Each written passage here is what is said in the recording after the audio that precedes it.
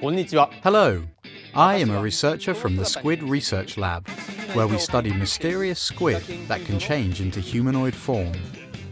To everyone who's made the trip to Polymanga and to those watching this live stream, welcome to the Splatoon European Championship Finals. I'd like to congratulate all of the teams who battled through their European regional tournaments and made it to the finals. With so many talented Splatoon 2 players from across Europe here today, I'm really looking forward to witnessing some exciting matches. The winning team will be invited to E3 2018, which takes place in the United States this June. There, they will participate in the Splatoon 2 Worldwide Battle event. To all the teams here today, give it your best. We will be watching from the Squid Research Lab in Japan and cheering you all on. It's been around 8 months since Splatoon 2 was released, and we've had so much incredible feedback from fans all over the world. I'm very grateful to our fans in Europe who are playing and supporting Splatoon 2. We'll continue our efforts to bring you more exciting Splatoon 2 news, so you can all continue to enjoy everything that the game has to offer. By the way, many of you may have heard, but recently at the Squid Research Lab we've also started taking a keen interest in the octopus. Keep your eyes and ears open for the outcome of our research. Well then, I hope that you enjoy the finals and good luck to all the teams. Don't get hooked. Stay off the hook. Welcome, ladies and gentlemen, to Polymanga, beautiful Montreux, Switzerland, for the Splatoon European Championship. The freshest and best Inklings from all around Europe battle for the crown as the European Championship. My name is Girona Butler, and with me alongside for today's championship is the one and only, the Splatoon pro player, Sendu. Hey man, how you like the arena today? I mean, what can you say? Like, one of the biggest stages for competitive Splatoon yet, and as a player myself, as a member of this community, like, it's very overwhelming to me. We got a full packed Stravinsky area today for the last matches. We had a lot of matches today already and yesterday, so it's a 2-day tournament with the best 16 teams from all around Europe that want to get the crown, want to get the spot for E3 Splatoon 2 World Championship. Obviously, they played yesterday, the round of 16. They played the quarterfinals a bit earlier. You got that on your screens, and it was kind of surprising in some of the matches, but not all of them. I mean, we can see that France was actually able to bring 2 teams into the semi-final. We all know that's a strong nation in Splatoon, right? Yeah, I mean, France in general, like, you know, they have a really big local community. You know, they have a big tournaments with 70 teams playing it. Like, it's a very big country for Splatoon, so personally, I'm not surprised to see 2 teams from France in top 4. Yeah, the UK still has Team 4D in the semifinals. Unfortunately, they lost their #1 seed, like the real UK champion, Team Mako. They got deleted from the tournament a bit earlier, just alongside Portugal, Spain. They're all out. They're not here with us. I mean, obviously they're with us in the arena. They're watching the games today, but they're not part of the tournament anymore as they got eliminated in the previous rounds. Germany also lost one of their teams, but they still have Gucci Gang in there. So from all of them, obviously 2 French teams, they are kind of favorite for this. But Gucci Gang versus Team 4D, what's your favorite on that one? Well, I think Gucci Gang for me is a very strong team, like, even to win this whole thing. Like, I know the players individually are very good players and they have been practicing a lot. So personally, I wouldn't be surprised to see Gucci Gang take the title here. But also for the, like, from what I saw, they had really solid performance yesterday. And, you know, they have many veteran players, so to me, like, any of these teams can win it here today. Solid performance will not be enough if you want to go through the schedule here, if you want to make it into the final of the European Championship. Obviously, we'll start with the semi-finals today. We can't just start with a final without knowing who went through the semi-finals. So the first matches we will see is Firmament versus Team 4D, so France versus the UK. And then the second semi-final, Alliance Rogue versus Gucci Gang. So at least 2 chances for France to be part of the final or even have an all-out French final. So that will be an interesting point. Yeah, for sure. I mean, all French final is not so far away, but anything can happen. Who knows what's going to happen? Yeah, Team 4D and Gucci Gang, UK and Germany, they can stop the French powerhouses here live on the stage. Obviously, they will all play like right behind us. You can't see that in the dark right now. It's a beautiful stage. They're all there. It's a bit different to the previous rounds because they played them on the Nintendo booth down at Pulimang at the convention.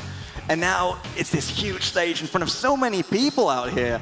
Do you think that could change it for some of the teams? I mean, I know from my own personal experience, like, it's very different when you don't have a much crowd and it's the first round, so it's not so high pressure. But in this moment, like, all of those teams want to win.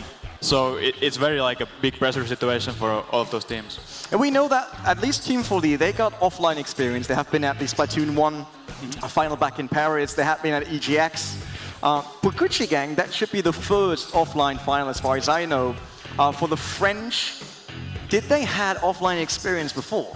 So yeah, for France, there's actually quite a few like local tournaments in France. So I do think all of the teams have some local experience. I think Gucci Gang is the only one who doesn't have a local like experience before this tournament. Will be interesting to see if that has an impact. But we got the teams ready and we'll get the games underway. So please welcome to the stage Team France.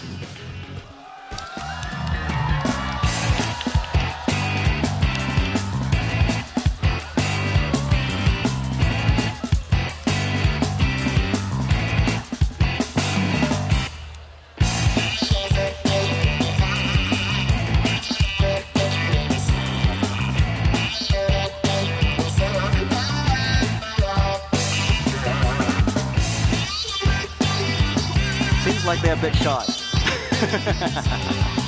But fans are ready for El Firmament, the first team of the French squad here. Still two of the teams in the semi-final. And I mean, if they don't want to go to the stage, we could just grab their spots. Yeah, do a good old 1v1, get something like that. Yeah, but people don't want to see me getting wrecked easily. Well, that's the... I mean, this will probably be, if it's Rainmaker, it's probably done in 20 seconds. Yeah, it might not be a very climatic grand final, but maybe we have to do it. You need to play the other way around on the controller, like this, upside down. Yeah, and I play normal. I mean, that might be a secret strategy that no one has figured out yet. So we had some cool strategies in the previous rounds already. There's one player that actually has his controller built in a sock. He says he has better grip on the controller. It's a sock controller, so we now call it.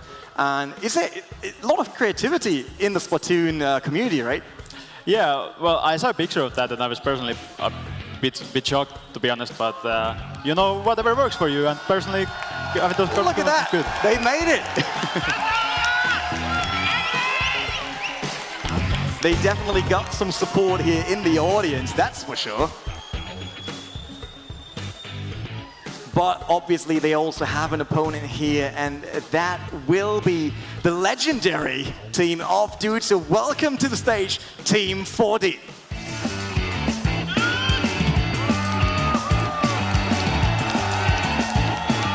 Yeah, led by YouTuber dudes, one of the biggest guys in the competitive Splatoon scene, the UK, but they're only UK seed number 2. Yeah, they only qualified in the second tournament, but still a team of veterans, like I said. Leaded by dude. The sunglasses might be a bit too much in this darkness, but he wears his sunglasses at night. Doesn't matter. The hat, it's actually the same hat as he plays in-game. We checked it earlier on the booth when he was playing the round of 16 and quarterfinals. He showed it to me. He was like, look at that. It's the same hat as I play in-game. But the sunglasses are not in-game yet. Maybe that's part of like a competitive DLC. Yeah, maybe if the developers are watching, they can see some fresh choices coming from 4D there. So maybe we see the dude's beanie in the next version of the game. So here we got the lineup for the French team, El Firmament. They got Avasso, Gateway, Celcio, and Le Monkey. Yeah, it's a very, very strong team. And El Firmament, good thing to know about them is that that's their actual team. For the other teams, it's like pickups made for T7. El Firmament is actually a team that always practices with this lineup. So I think that's one thing they have over the other teams here. So team chemistry could be the deciding factor if they play together for that long. Team 4D obviously with Dude, Dragonuto, Droot, and Donut. A lot of these. What this? I mean, that explains the 4D, right? Yeah, very descriptive name. And like I said, players I know from 2015 and been playing a lot with Dude and with Donut previously, and good players all. We will see how they stack up against the French powerhouse. So in the previous quarters, the French team arrived pretty late, so they played their matches behind each other, and they were wrecking people. They were going through like a hot knife and butter, basically. Like, they really showed a strong performance, awesome skill. They were very, very fast in adapting. But we also know 4D, especially with Dude, when he got all the energy like on his stage, he loves to scream at his teammates and to really put all the energy in it. That could be the motivating factor, right? Yeah, I've played like a couple LAN tournaments with Dude myself, and he definitely has the energy for it. But I think one thing with 4D that, okay, Firmament is a bit easier games, but for 4D they have more experience here with closer games. So it was a couple sets that were 2-1. So I think 4D has the advantage in more like clutch situations where they have to be able to make those big plays. They will play in a best-of-3 series. That means we'll bring up the maps and all the modes that will be played as we're running through the competitive modes basically without Clan Blitz. So game number 1 will be Rainmaker, played on Valley Warehouse before we head over to Splat Zone in the Kelp Dome, and if needed, then we get Tower Control in the Black Valley Skate Park. Do you see any favorite maps of one of the teams here? Well, I think Valley Warehouse is generally a map that everyone likes. Like, come on, there's no one who absolutely hates Valley Warehouse, so that's like a balanced map. So I think that's where we see how these teams stack against each other, since neither side should have a big advantage on that stage. We know already from the round 16, the quarterfinals and all that, that there can be a huge gap between your performance on Splat Zones and your performance on Tower Control or Rainmaker due to the different setups needed. In terms of that, you think one of the teams is a Splat Zone specialist? I think between these two, I wouldn't necessarily say so. If I would have to decide, I would maybe, just looking at the weapons they're likely to play, probably Firmament has a small advantage on Splat Zones, but I think it should be pretty even in Splat Zones. And we'll see if we see a charger on both teams or not. We saw totally different setups today. We saw some brush players. Obviously, Roller coming in for Tower Control was one of the most important weapons brought onto those maps. So players right now, they will gear up. They will choose not just the freshest clothes, they also choose the clothes with the best abilities on them. So tell us a bit more about competitive ability setups. So I think at the moment, like, there's like a couple stronger ability sets. So in Splatoon 1, there was like one dominating set which was like quick respawn and so on. But in this game, it's more about your personal preference, like what lets you bring out your own strengths as a player. So that's something interesting to see while the game goes on, is that what kind of sets that these players choose. That should tell you something about them as a player. We saw a lot of special ability like that, the special ability meter fills in faster in the previous rounds, and obviously that strikes a bit harder. It seems like Stingray is one of those abilities brought to every single map. Yeah, Stingray is, well, it's a dividing opinion, but Stingray in general, like, is something that you always want for defense. Like, you think about, like, if there's a Rainmaker advancing, Stingray is a really good special for you to take care of that Rainmaker safely from your own base. So I think in most cases, I think the Stingray player has a lot of responsibility in these games if the players choose to go with that. All right, I don't really expect a bubble blower. That we had that on Splat Zone, especially the Italian team. I think it was Crossing back then. They only played that. They bring in the bubble blower, made sure that they splashed right on top of the Splat Zone to cover it, but they weren't really able to then take it for any longer than that splash, basically. They got it for a second, and then the enemy team came in, took it back immediately. So do you think there are some, let's say, one-trick pony strategies that could work in such a semifinal? Yeah, I mean, absolutely. And you come from lower rounds, but pretty much all sort of things can fly. Like, for example, the bubble blower thing that you mentioned, I could see Dude, for example, bring it out with first Splatoon Pro, and that is definitely a very viable thing to do. But like you mentioned, it's just for Splat Zones, it's like a small relief when you reset the zone and then you lose it again. So maybe now we'll see some other kind of specials instead. So players are getting ready. We saw, which is always interesting in such live arena plays, the totally different faces of players. Some of them are smiling and just having fun, enjoying their time. Others might enjoy their time, but they look way more concentrated on the screen. I mean, look at that. The French team sits fairly relaxed. Yeah, that's one thing, and also it's interesting to see, like, when the game goes on, like how different players use the controller, because that's something you don't see in online environment. But here you see like many different styles, like how the controller angles are and so on. So that's always really fun to watch in a local tournament like this one. Yeah, the move control on the Switch is a bit different to the Wii U version back then, but we saw today and yesterday, some of the players have it on only up and down, and then doing everything else with the joystick. Some, like Dude, has it left and right as well, left and right, up and down. So the full movement, whatever they can do. What do you prefer when you play?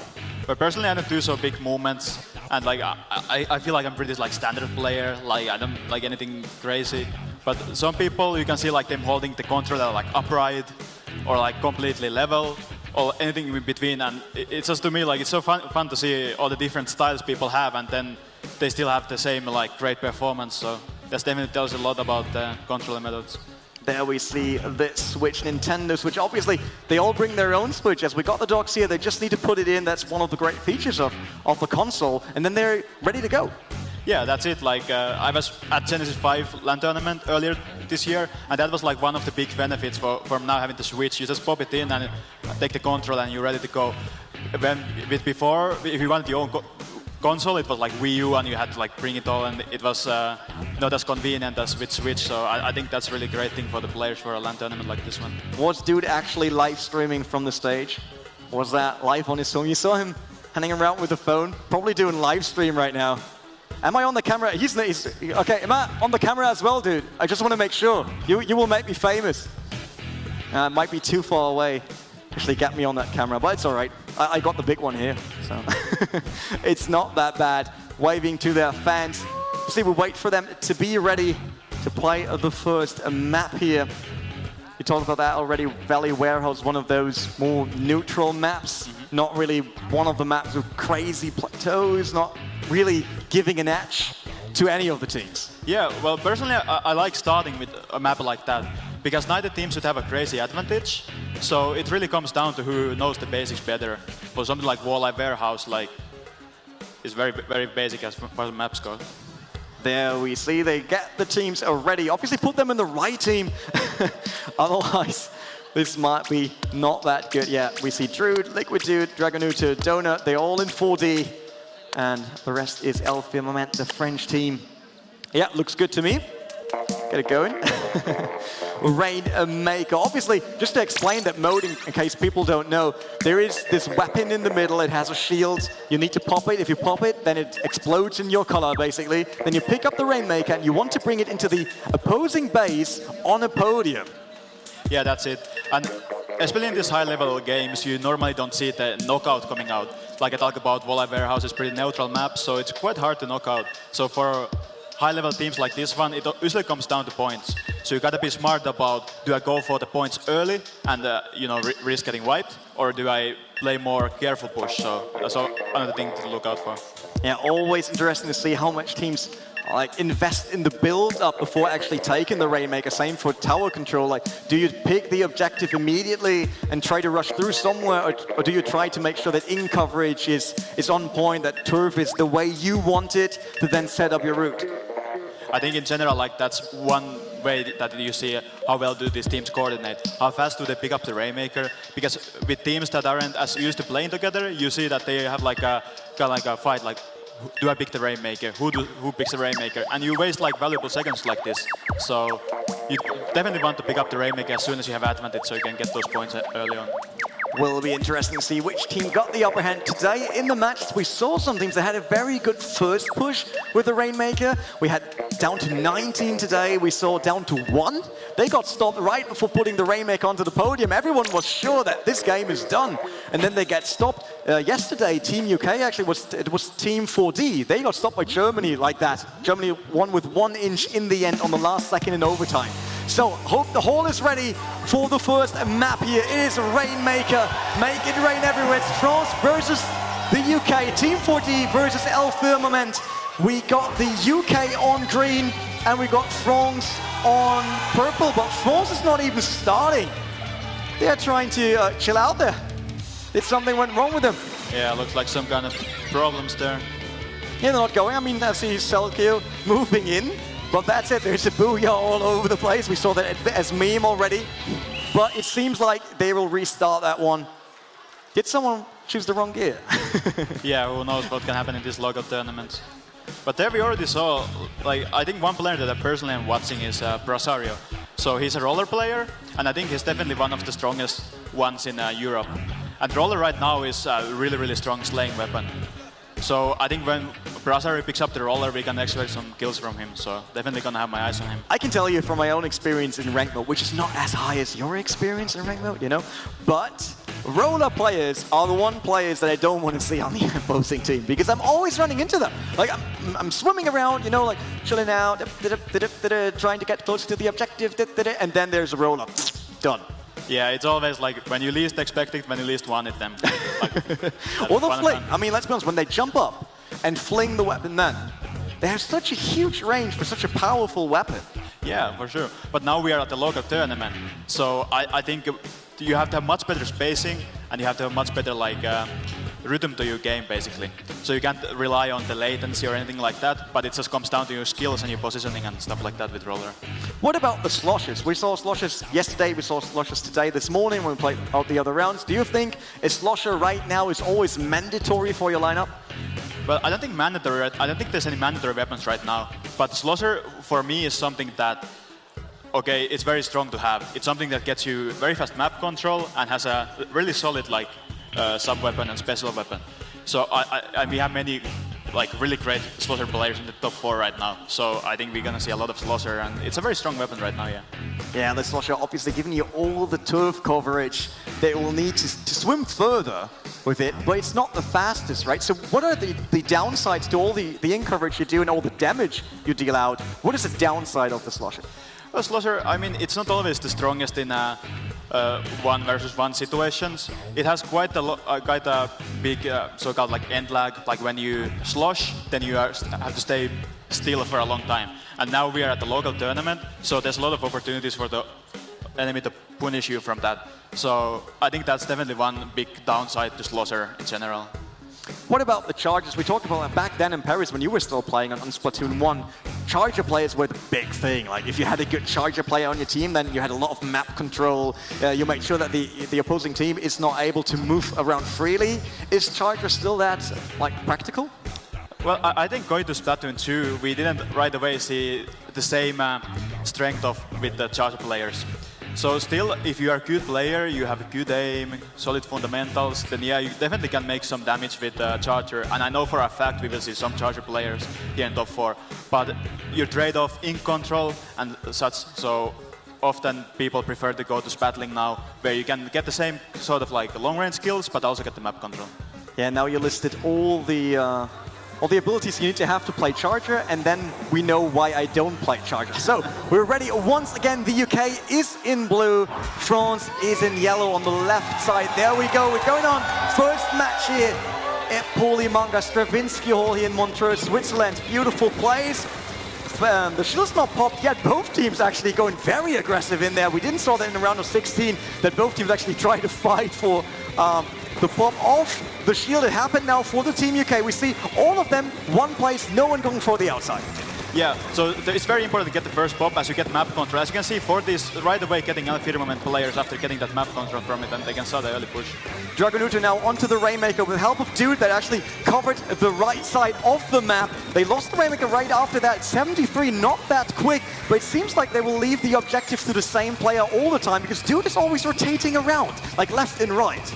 Yeah, Dude is the kind of player that goes everywhere, but I want to highlight the very good flank by Getway there with the mini spatling and getting the Rainmaker. It was really big play by him there early on. And Rosario here with a splashdown made sure that the enemy is getting splatted. They had the reset of the Rainmaker, so it's dead center. Again, it's now going to move for Team France. They're 91. Obviously, they want to move through. There was the Stingray coming in. Also, the Rain 84. Still, Liquid Dude tries to get that support of the Stingray to move onto the objective, but it seems like he doesn't really know where to go.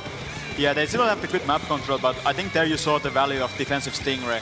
Like right away, they had the Stingray ready, and they goes down, and that's just how you're supposed to play.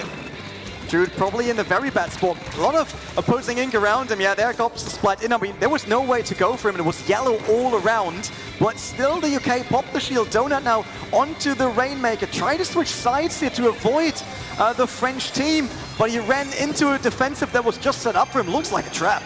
Yeah, Donut was a bit alone there. They need to have more players with her and pushing with her, so that was a bit maybe a panic push there. Very close match so far, 73-84. So the aim is either to bring it to the podium or actually get closest to the podium. So the French team is the furthest away with 84. And the UK is a bit closer with 73, but now they get it moving. Look at that, 44. They're down below 40 with that last push. There was the podium just around the corner. Yeah, they had a really good coordination with their specials, which is exactly what you need to do when you're pushing. You need to have many specials going on at the same time, and that is exactly what the Firmament did there. And they're going to get like even more points. Oh, a double by Dragonucci. Had the chance for a triple, but got stopped by the opposing forces. Druid now moving in. They want to make sure that they get the Rainmaker here because it's so close. It's down to 17. Yeah, 17. It's not a game-winning push yet, but it's a pretty solid one. And now 4D really has to make a good push of their own. We see Druid basically using the Rainmaker to clear some space left, right, and center. Did not really decide where to go. He needs to defend himself because his team is currently not around him to help him out. Where's the rest? Presario with the roller. Splash down. This won't work. There was a wall in between them, and he gets the splat from the Rainmaker. Yeah, now we need to see 4D have some better coordination with the Rainmaker user. He's been too alone with a couple times they tried to push. Get actually, he is in a very narrow spot just around the Rainmaker. They still have the Rainmaker somehow close to the center, so it would be a good chance here for the UK to push him over. Look at that. The France is in control of everything around the Rainmaker. Yeah, right now. So we see Dude doing a flank here, but he's kind of alone. I don't know if he's going to make anything happen from it, but yeah, right now the map control is definitely in Firmament's favor. Obviously, time runs down, but they waited until the reset of the Rainmaker to make sure it's the furthest away from their own spawn. Druid coming from all the way back. UK down by one player right now. So someone is respawning there. Yeah, right now I think 4D just needs to take a small moment, gather all their forces, push together with specials. They don't have map control, so if they drop in one by one, then it's already game over. Presario has splashdown ready, especially in such a narrow spot. That's a great special ability to have. Awesome fling with the roller there to get the enemy. But still, the Rainmaker is waiting in the middle, the last 42 seconds. If no one pushes with it right now, then France would win with 17-73. Yeah, you see how Firmament is getting those picks, and that's so huge because 4D can never push with 4 players up, so it looks like a very difficult game for them right now. Yeah, they would need to get overtime. They would need to grab the Rainmaker and then force overtime onto Firmament, the French team. But it seems like right now they did really found the right way, while Dragonuto gets a great splat here with the Splatling. But still, that's too far away from the objective. The last 10 seconds. Can they make anything happen right now, or do they give away map number 1 here? We will know in 5 seconds. There's the rain coming in. Donut still on the top of the plateau, but it seems like the French team can support it. Yeah, they're defending the Rainmaker dead center, making sure that Team 4D does not touch it again. Yeah, very dominating first game by Firmament. I think 4D had much chances to get a good push going. I think for the next game we need to see better team coordination from 4D if they want to take the next map. Yeah, they would need to take that next map because it is a best of 3. Means if they lose map number 2, that will be done and dusted for them. They made it to the stage, which is a good thing because they all wanted to be here. They all wanted to play in front of the live audience. But I'm pretty sure that Dude doesn't want to stop at semifinal. I mean, no one wants to just go to the stage and 2-0 and out. I think they definitely want to win the next one. And it's Splatoon Skelpdome, so it's a very different map. So I think it's a good chance for them to show us a different kind of game than the Rainmaker Warehouse. Everyone hotly breathing once again here on the French side. They need to stay concentrated. They got one map, but obviously one map isn't enough to proceed in our semi-final here. They're in a good spot, we know that. With 1 up, you can feel a bit more relief, but let's be honest, if you lose that map, the whole momentum shifts onto the opposing team. Yeah, that's the thing with Splatoon. You can never be too sure about your victory. Sometimes it looks pretty good, and then things happen and it suddenly doesn't look as good anymore. So you need just to lose your concentration for 30 seconds and you see that the tide have turned against you. Dude giving the last tips here, it seems. His whole team is really professional. Those guys know how to do that. Obviously the girls as well. And we got a lot of mixed teams in compared to Splatoon, which is something I really, really love because it shows that they can all compete on the same level, which is great. Yeah, it's been like one of my favorite things about the competitive Splatoon as well, that there's been a many gold players, and as we see here, many gold players that play at the very top. So that's always great for me to see. It will be the Kelp Dome. Splat Zone's obviously the next mode. Quite different because there's no objective to move. It's always, like the objective's always in the same place because you want to cover Splat Zone to get control over it. Completely different playstyle, right? Yeah, absolutely. So Splat Zones is way different from Double Control and Rainmaker. And some teams kind of like specialize in Splat Zones even, like they only play it. But I think for these teams, they are experts of all three modes here. But again, like we talked about, it can be a very different game than the last one here. We see we get it going. Here's map number 2. El Firmament versus Team 4D. France versus the UK. The UK once again on blue, and it's green for the French powerhouse. Yeah, we see spatting from both sides, which is a very, very strong weapon for this stage. So interesting to see how those spatlings match. Yeah, a lot of color being shooted already, but no one in control of the zone. It's quite 50-50 basically. Right now going back and forth a bit for both teams. Get Axel on the top, Liquid 2 trying to move in. Great splat on the outside of the splat zone. He's now on the objective, trying to cover as much as possible, and the UK is in control of the splat zone as the first team here on the second map. Yeah, here you see the Stingray coming out early though. So we can see like how 4D exactly is planning to remove the spatling from the right side of the map here. That's going to be a really hard thing for them to deal if they can't do that. Get Axel got pushed back a lot due to all those bombs being thrown. Dude might be in problems there, but he got the baller to save him there from the splashdown. Still wasn't enough. He got splatted in the end, but they're down to 63 already. That was a really, really good reaction by Dude. Like those are the kind of reaction that really like separates like good players from top players. With that, they are allowed to stay all 4 players alive, and now it's looking really, really good for 4D at this moment. Yeah, using his own special ability, not for attacking as he normally does with the baller, but to just stay alive and try to delay as much as possible on the objective for the enemy team. Right now, it seems like the French team is struggling a bit. They weren't in control of the zone once yet, but they finally got it. Just jinxed it here, and they start to count down their timer. Obviously, it's now 20 plus 61 on the UK side. Yeah, very, very strong hold from UK there for the first one, but now we'll see how UK can do retaking, since that's a very different area than just holding zone. Druid now moving around. They obviously tried to get a new angle onto the objective. They're all walking around basically on the splat zone here with Monkey being right off. There we see it. That's the bubble blower.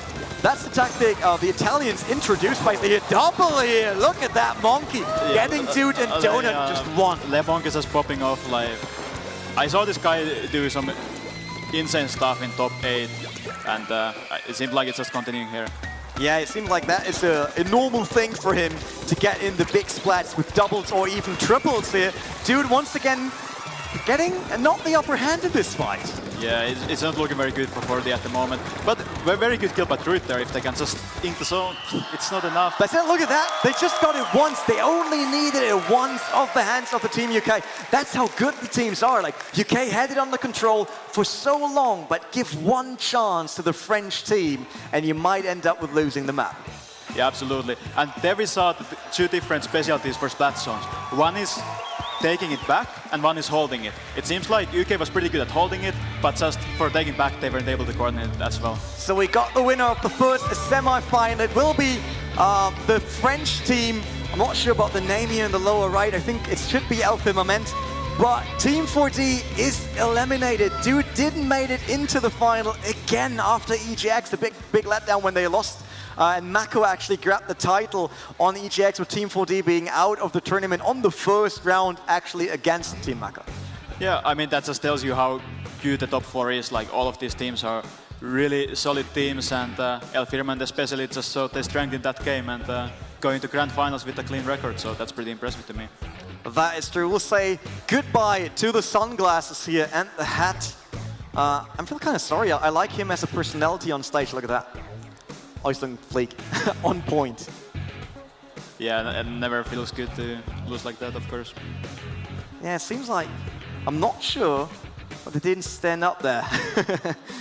It's 2-0. They won it, right? And Team UK lost the first map as well. Yeah, and something happened that we didn't see. Uh-oh. Did we miss something, Sendu? That's something we're gonna find out soon. You should find out. I just act like nothing happened, and I'm always in control. we'll just roll with it and see where it leads us. But that was a great first match, and we saw like the UK had that splat zone. I actually thought they will take it, maybe in the first push. They didn't. France came back, so it seems like from the perspective of team moral, they're really stable. Because we know there could be teams that are panicking. You win map number 1, and then you have no chance to get that splat zone off the hands of the enemy, and then they start panicking, starting to rush in instead of trying to synchronize their attack again, go for a different angle. People could lose their heads about that, we know that. I mean, it's a very like high-pressure situation when you look at that splat zones and you see the counter ticking down. And in that moment, for many players, it can lead to a more panicking decisions. And that's bad in this game because you want to, of course, coordinate well with your team. Right? You have to go in with all 4 players. If someone's panicking, then it's not 4 players, it's 3 players. If 2 are panicking, that's only 2 players pushing together. And for me, for 4D, I would have wanted to see more team coordination, more pushing together, more pushing with specials. I didn't see that in those games. Is that because, like, obviously that's the image of 4D, but they get carried by Dude a lot normally? Is that not enough anymore for like the European stages to miss out that everyone can carry the game in case one of the guys is not in his best shape? I mean, that's just not the game. It's 4 people, and I know it's not only Dude in that team itself, but I think for 4D, especially the thing is that they had the least practice out of all the teams there.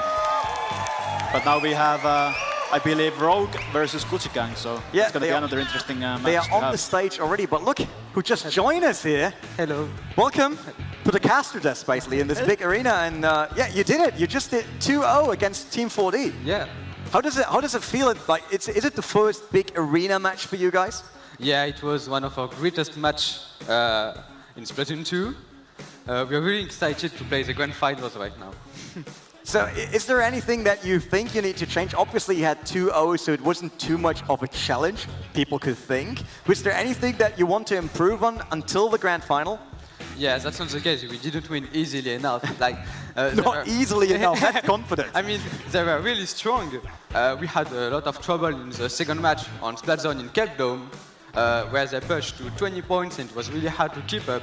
But I think we just tried and hard enough so we could win this match. And if I said what we can improve for the next match, I'd say our team play and our ability to take kills off the opponent. How did you maintain control of the match even after the UK had their timer so low on Splat Zone? It looked like you were struggling to get even onto the objective to have an impact. How did you keep up team morale and made sure that you guys pushing that one last push and take it away? Well, it was all thanks to Gateway, our Splat League, who is really keeping with a tough control. So with him on our team, we can really easily get the zone, and then we can block everywhere, every pass. Now that we know that Grand Final obviously has the map and modes written out already, you guys know what you will expect in the Grand Final. Do you have all gears, setups, weapons already set for the Grand Final, or will you watch the semi-final now and then maybe adapt part of it? Well, to be honest, we really trained the first map of the tournament. So Splat Zone, Gobi Arena, tower control on Starfish main stage. But since we didn't know if we were about to go in the grand finals, we didn't train a lot of the next maps. Then better get your switches ready. I mean, you can play everywhere, even backstage. Getting ready for the grand final. Yeah. From the 2 teams that will come up next will be Gucci Gang and Alliance. So which one would you wish for in the final? I'd say Gucci Gang, because they're my friends.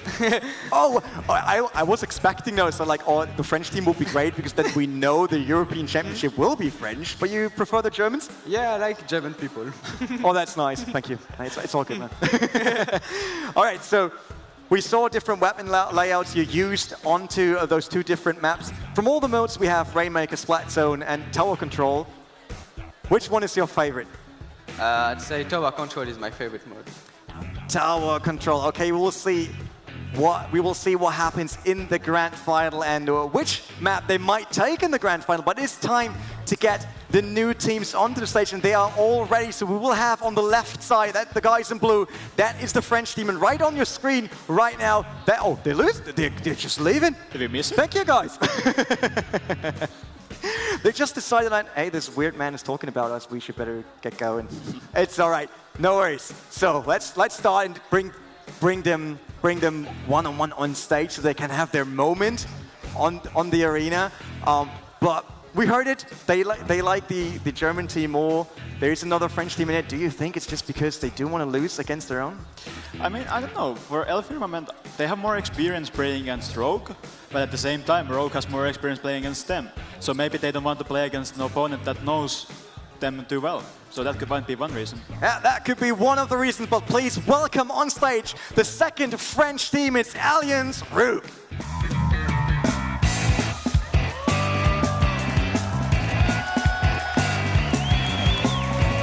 Definitely, whole support is with the French, it seems. I hope the Germans get a proper welcome as well. Yeah, also do.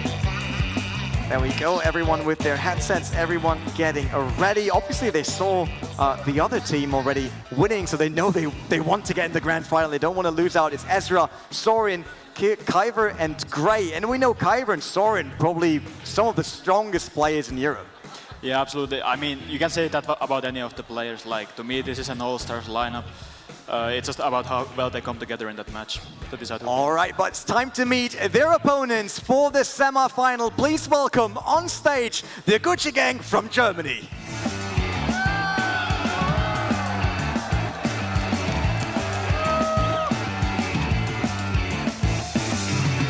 German efficiency, just right onto the seat, getting the headset on. Let's go. They're not waiting for anything. Gucci Gang, WADSM, Majin, Kaito, and Echo. Yeah, that's another very strong team. Like I said, Rogue is an all-stars lineup, but this might as well be. And especially like Majin is some player that I will definitely watch out for. He's one of the strongest Rabbit players since Splatoon 1. So it will be interesting to see how the rest of the team comes together. Gucci Gang, obviously seed number 1 from Germany. They won the German qualifier. I was there back then in the studio when they took it. It seemed like they were under control of most of the matches, but as soon as something happened that they weren't expecting, like losing out on a certain objective, they might start to struggle a bit. But we're back. Map number 1. It's Rainmaker. It's the warehouse. It's France versus Germany. And we got Germany on the pink side and the French team in, what's green tile? Greenish color? Greenish color, that's all right. Both, once again, going very aggressive for the objective. They're not waiting like in the round of 16. Kyver now rotating up to the platform, trying to get around to WADSM. But there's another player waiting for him. There's Echo on top of your screen. He will get Kyver in a fight. You're trying to get him away from the objective. So far, no one even touched it. Yeah, so we saw the Rogue get the first Popters, they get the map control, but different thing happened than in the 4D versus Firmament game, and instead Gucci Gang got the small advantage after that. WADSM brings the ball, no splat with it, so control is with the, is that the French team? Yeah, they got it, the French team got it. Sorin playing the front row for the Rainmaker. Didn't really pay it off. There came the Stingray in from Germany. We talked about that super important special ability, and it seems like they just used it in the right moment. Yeah, I mean, that's like the perfect defensive Stingray, and you can see the power of it. Like instantly 2 players go down and the push is done.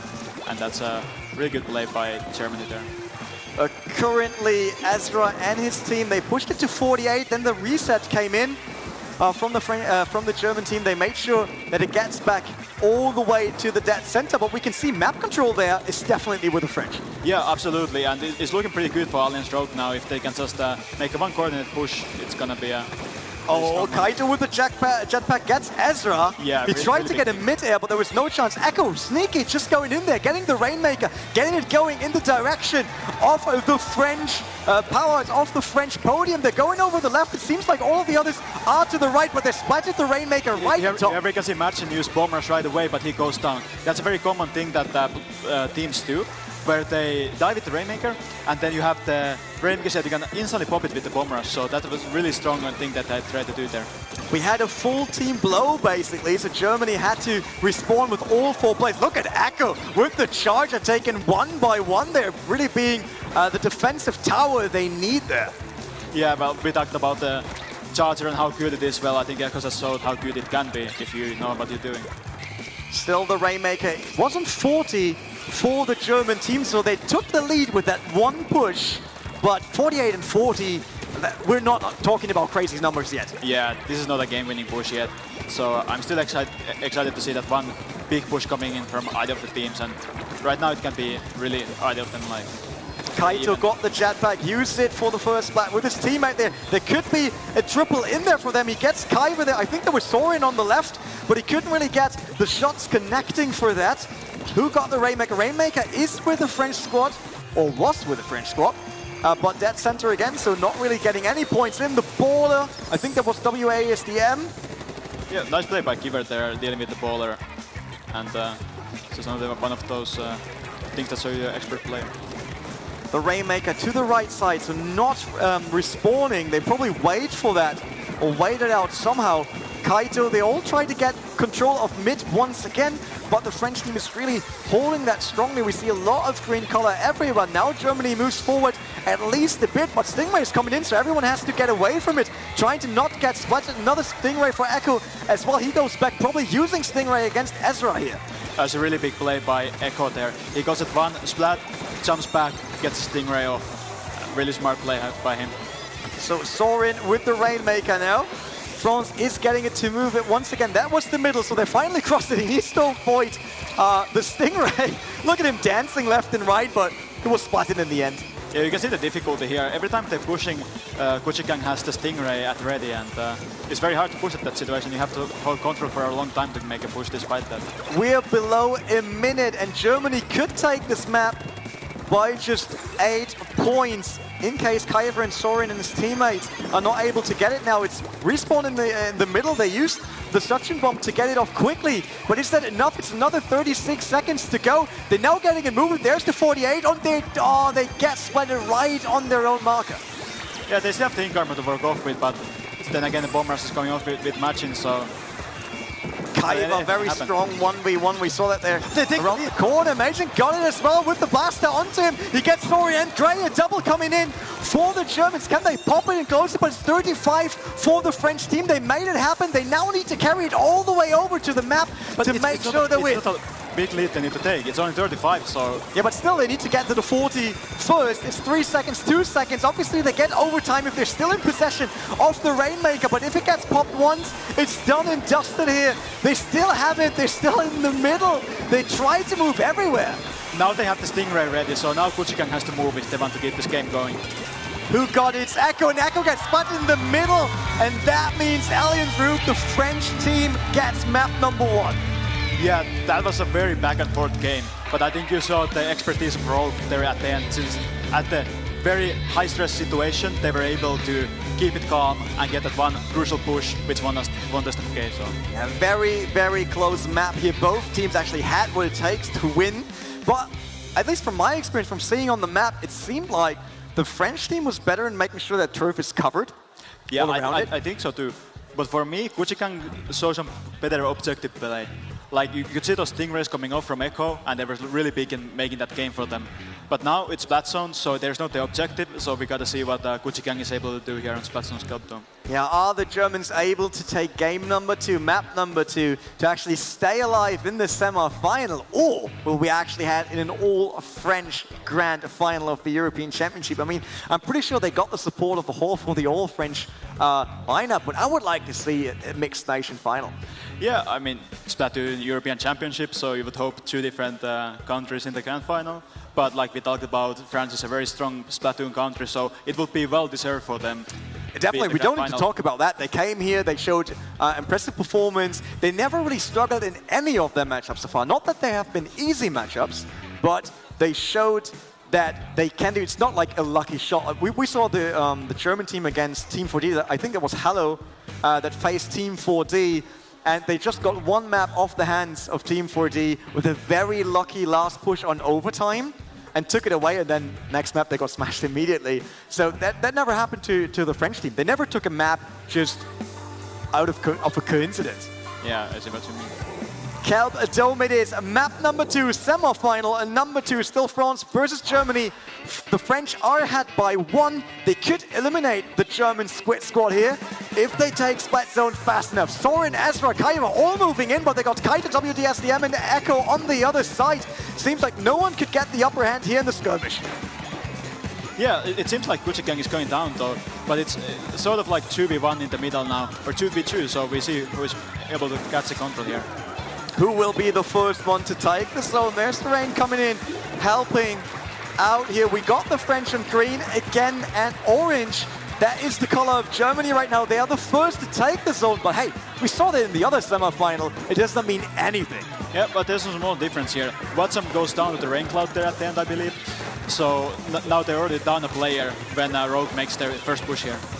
Yeah, everyone is back. Soren obviously got the roller ready, brings it into the objective now. They try to take it away, tries to get up to get as big of a splash as possible, and he did, losing control for Germany, but it wasn't enough to take it immediately.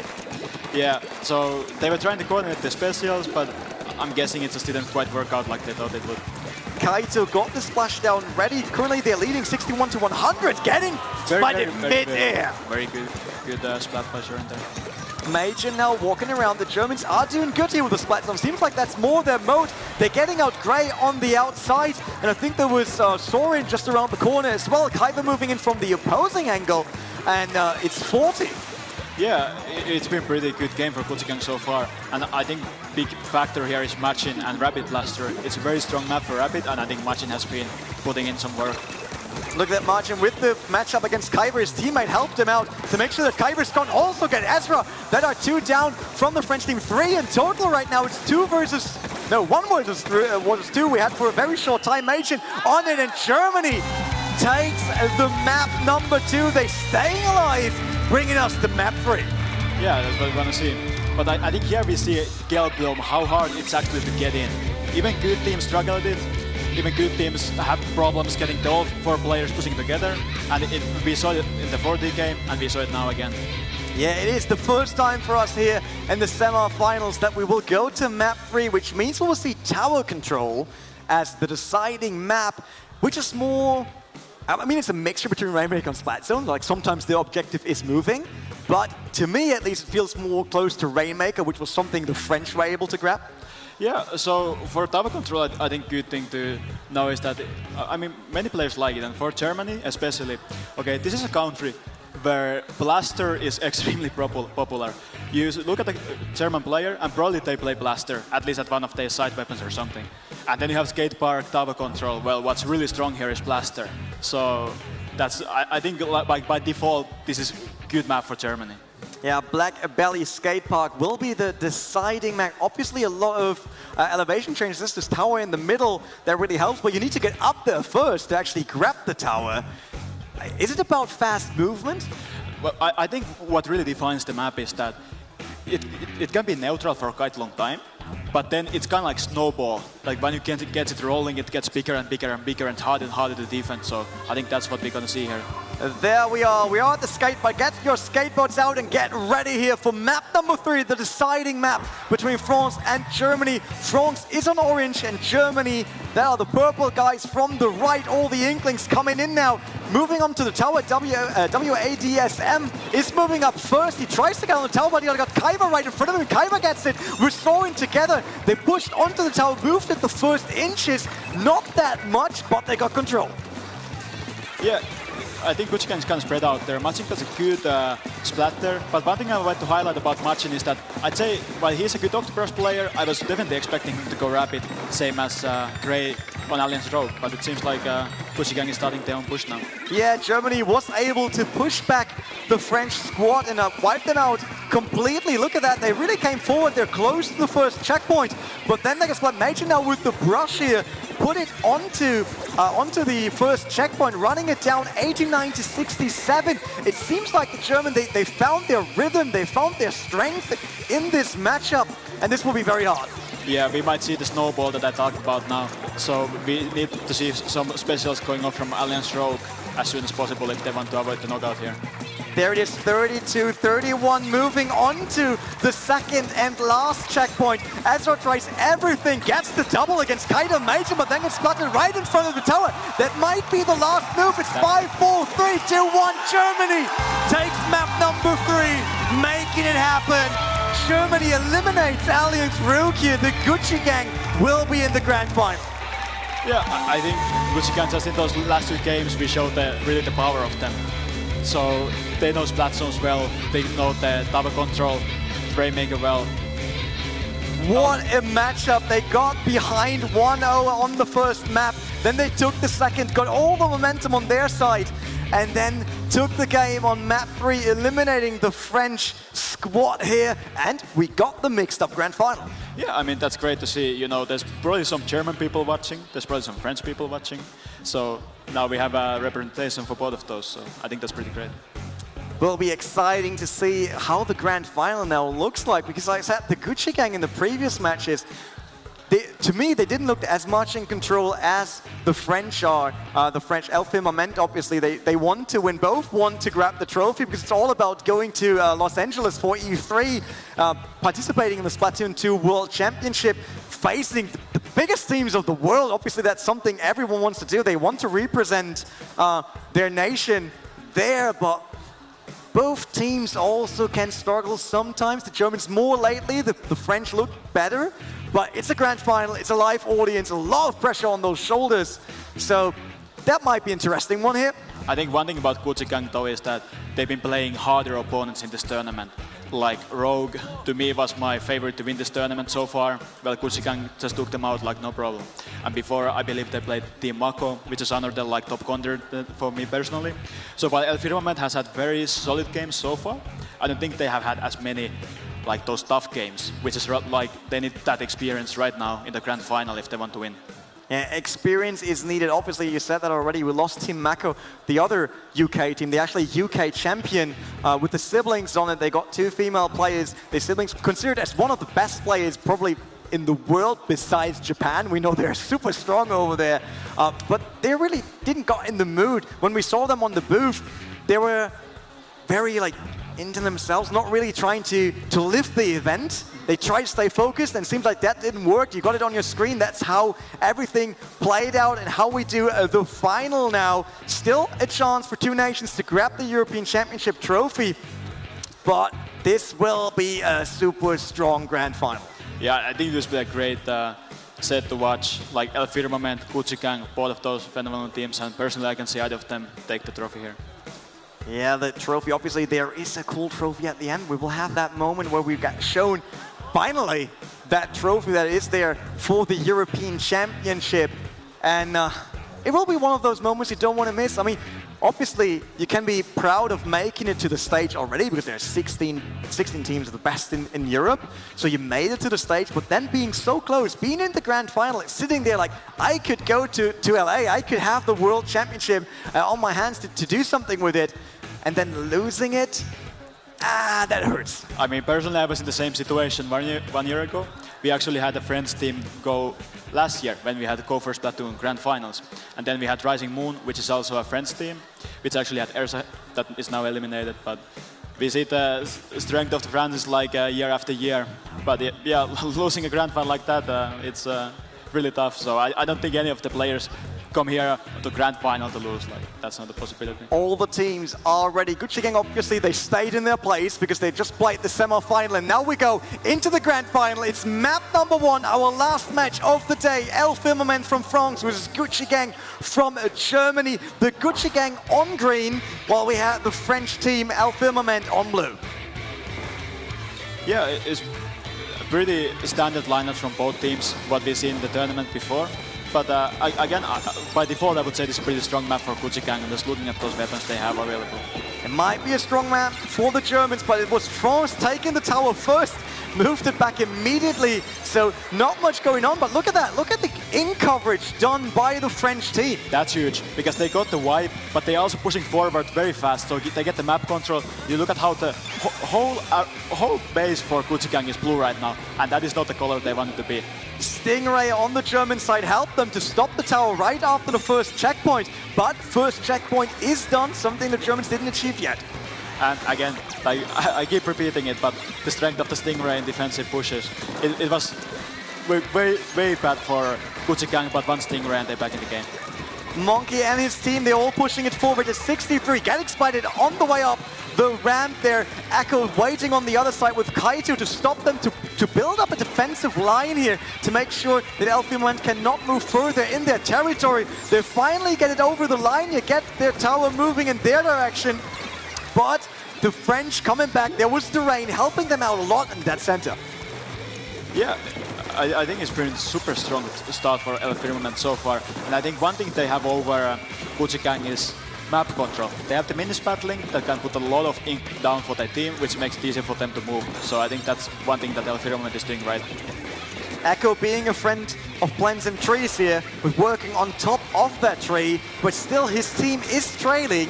They only got 99 so far, 63 on the French side, and it does not look like the French want to give up that at all. They want to keep it pushing. They once again push it over the middle, right into checkpoint 2. That's where they want to go. Get Axe is there already on the plateau, trying to keep the blue ink there for the French team so his team can move more freely. They are at checkpoint 2, but currently there's no one to possess it. Yeah, we see the Stingray coming off again, and that's been the theme of the game so far. But one thing I want to highlight is Getway mini-spattling, how he's playing it very aggressive. It's not typical for mini-spattlings. But for Getway, he has such an expertise over the weapon that for him it's possible, and I think he's had some great results with that weapon so far in this game. Germany with the ink armor wasn't enough for Echo. Brasario stopped him with the roller right on top of the tower, and they're getting it done in their way again, but there's still 3 German mages now onto the tower. WADSM tries to get Brasario off with the roller. He really needs to stop him, but Brasario gets the split on top of the map. Echo moves in, and France pushing it back once again. Yeah, here we see the strength of the roller. It goes around the map so fast. So even when you have your headset on, you're calling out where the roller is going. Well, he moves so fast that it's very easy to lose track of them, and that's when really dangerous things can happen for your team. Kaito had the chance for a double, at least got one. That is enough. Double wasn't possible. Mage needs to get away, otherwise he gets splatted easily. Towers once again dead center. Celsius falls for Magen. Magen was pushed back here by the rain, which is a problem because the Germans need to finally touch the tower again and get it moving onto the French side. Yeah, Germans have beyond defensive here, and to be fair, the defense is good, but this is not a mode where you can only defend. You also have to find an opportunity to attack, and I think this could be it. Bomb ending it there. Brasario has the high ground, but wasn't enough. Still getting stopped. Celsius trying to super jump to get away from Echo Stingray there. Germany finally getting it moving onto the way of the second checkpoint. They're sitting on 66 compared to 54 on the French side. Brasario also falls to Kaito. Great movement here, left and right, trying to be in control of the upper plateau here. There's one sneaking through, he couldn't stop them, but he now gets it. Get Axe is done. Magen falls onto the tower. They're getting pushed back from the tower, but they made it. 53. With just 1 point, that was a really, really clutch moment for Kuchikang. They all go down, but guess what? They got the lead, so good job by them. Yeah, now France has to push it all the way back in the last 40 seconds to regain the lead here on map number 1 of the Grand Final for the European Championship. Echo with his Charger still trying to make sure there's enough way for him to move in and out, because Charger, you're a bit unmobile, that's the problem. Is he building up Stingray right at their spawn? That's it. So the game is about to end, so what Echo wants here is a Stingray, so they have a strong defense here. Last 15 seconds, but the French are moving into checkpoint number 2. No, they're losing it on the last 13 seconds. They're just in front of their own target. They could still do it. It's 7 seconds to go. They're on their checkpoint. They could run it down. They will not do it. They could stop. Germany gets them right on the checkpoint, ending it 1-0 for Germany. I mean, we could have thought of like a closer game to start Grand Final with. First, we see Kuchikang take the lead with just 1 point, and then at the end, almost El Firmament taking it back, but just barely stopped.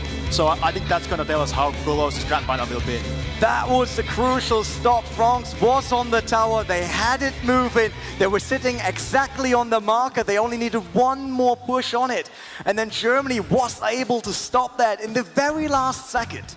Yeah, to me, Germany in that game was like a bottle that you're shaking, and first nothing comes out, and then the the cap goes off and everything comes out at once and they get the one good push. And guess what? That's enough. They have Echo, who is excellent defensive player, and he does a lot of work for them when Alfreeman is trying to push. Yeah, in terms of time in tower control, like how long they controlled tower, I'm pretty sure that the French team would be ahead. They were way more in possession of the tower. They had it moving way more often. But it was Germany that pushed it the furthest, even by 1 inch. Yeah, well, that's it. Like sometimes these games come down to just 1 point, and that's Splatoon, I think. The French, they're not giving up yet. They're concentrated. They want to take map number 2 and take this to map 3. But it is the chance for the German team to end the grand final here with a 2-0 against one of the strongest teams in Europe, obviously, since that's the final of the European Championship. But do you think, like normally we say, you win a map, you got the momentum on your side, but now you also got the pressure. You know that you actually have it in your hands. Yeah, I think the pressure thing is also to be considered, but to me, Kuchigang, they came from semi-finals straight to grand finals, and they won the last 2 games of the semi-finals. So for them, the momentum has been building up for some time. So to me, Kuchigang definitely has the advantage here. But what about endurance? I mean, we know that you can't just keep up your concentration on a high level all the time. Now that you said it, that they played all those matches behind each other because they had the semi-final right in front of it. Could it be that if France is able to bring this to map 3, that they might run out of concentration on the German side in map 3? That's it, and it's way more exhausting played here on the stage. Use the pressure, it's just a different environment. Where you at home, then okay, you can play longer time, you can play 2 hours, but here 20 minutes is 2 hours to me. There we are. Monte Maria is the splat zone map number 2 here. Germany is leading by 1 in a very, very close match on map number 1. Germany is green, a French team is purple. Yeah, again, pretty standard weapons from both sides. Here we see Slosher Dego coming from Watson, which is a really strong weapon for splat zones at the moment. Interesting to see, Germany took the upper level for the first approach on the splat zone, while the whole French squad was going underneath them. Get access still on the splat zone, but W80SDM moved in, got the splat, made sure that they got one of the 2 zones, because this map is special, they got 2 zones. They got 2 zones, and like you talk about, they got the high ground there at first, and it's very impactful on the stage. You want to hold those crates around the mast, that way you can easily paint both zones, and that was what Kuchigang did right in there in the first push. Down to 66 already. The French team needs to push them back. Firmament needs to push in right now on both splats, or at least one to take it away, to make sure the count is not running down, and they do. But Germany got it back right after, especially with Echo helping with the charge on top. W80SDM is on the forward push, trying to push the French back to their own spawn, and this looks very good. Could that be too much? Could the loss on map number 1 be too much for the French team? 25, but they get finally stopped. Yeah, now they need to make something happen with those specials. We saw the bombers come out. Very good control by the French team there, ensures that they won't be knocked out early. 75 plus 57, that makes it a bit hard enough for the Germans as they lost control. They gave it for just 2 points onto the French side, which will delay their win, so to say. Like it takes a bit longer now, but they look in control, even with Monkey trying to avoid all the Stingray. He doesn't get splatted. Oh, he finally falls to Echo. Echo not giving up with that Stingray. He wants that splat. Now with the charge on top level, obviously that gives him the best overview and most range. Yeah, right now Firmament needs to stop getting picked off right this. They need to get 4 members together, get a special push going, but it's just 20 points remaining. It's not looking too great for Firmament at this moment. Still 3 minutes to go, but the timer runs out on the German side. They might take map number 2. They could be European Championship. It's the last 4 points for them. They do it. They do it on map 2. 2-0 against France. European champion will be Kuchigang. Yeah, I'm not surprised personally. Very strong team, and they saw in that grand final just how strong they are. Look at that, they are the winners. They took it 2-0. No one really expected it to be a 2-0, but these guys, these young people over there on the stage, they made it happen. They finally have a bit of relief, you can see that. It's like, ooh, all right, we did it. We finally managed to get those important rounds. Is it because they started slower and became stronger and the French were strong all the time? I mean, to me, Kuchigang, like, they had the advantage in those clutch moments. So they always made the right plays on the right time. But I think one thing I want to highlight is that Machin and Echo were also in Paris 1 year ago when we previously made a Splatoon 2 World Championship, and back then they couldn't win it, but this time they came back and they're the champions. So I think that's pretty great that they were able to make a comeback like this. Yeah, great match we just saw in the grand final. And obviously, that leads us to the big moment, the trophy moment. So please let me introduce to the stage David Heim from Polymonga. He will give over the trophy to the winning team. That will be the one big moment for the Gucci gang here. So bring the trophy on the stage. There we see it. Also the jersey of the champions. They will get a new jersey for the World Championship. The Splatoon 2 World Championship over in LA. Yeah, they didn't struggle with the lineup on the map, but they struggled a bit here to get done for the trophy moment. But there they are, they get the jerseys. That will be their new jerseys for the next stage. They made it. They went through the German qualifier, they went through the European Championship, and now the World Championship is up for grabs. Yeah, for sure. Personally, I'm very happy to see the development of Gucci gang. Like, I know they did a lot of practice in preparation for this event, and trophy lifting moment. The crowd loves them. That was the great last match. You can see it, the jersey wearing trophy, basically. The trophy of the European Championship for the Gucci gang, the German seed #1. They took it here 2-0. Very favorable team. Yeah, absolutely. I just love how it looks like, it's flowing away, basically.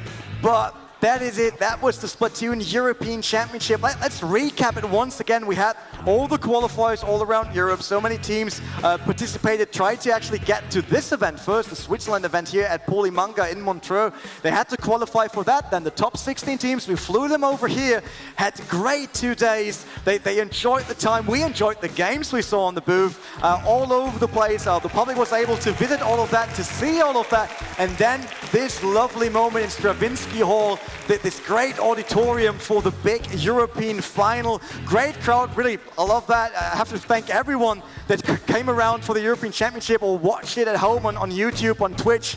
Everyone out there, I can't say more, I just loved it. Yeah, personally, I'm very grateful that I was able to be part of it, spectating. And to me, seeing Splatoon on such a big stage, you see the potential, and yeah, it was a really great event.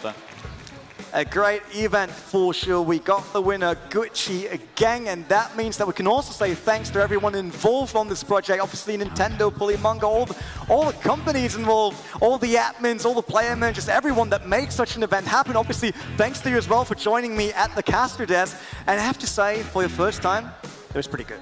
Thanks so much. But that's it. That was the European Championship over here. Splatoon World Championship up next. Los Angeles E3. See you there.